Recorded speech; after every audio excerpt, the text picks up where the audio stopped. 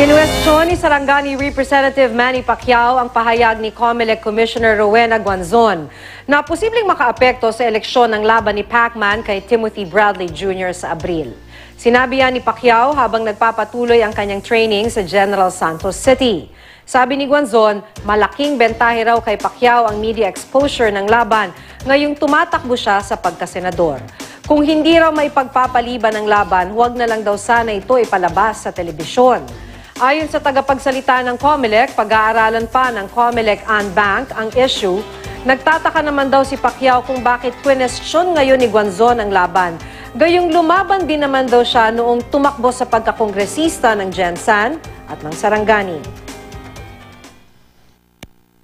Nandoon naman yun sa rules na inon nila na allow naman tayo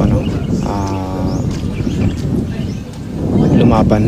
Pagkait mo ng panood ng mga kababayan natin. So, kawawa naman yung mga kababayan natin kung pipigilan natin na mapanood nila yung fight natin.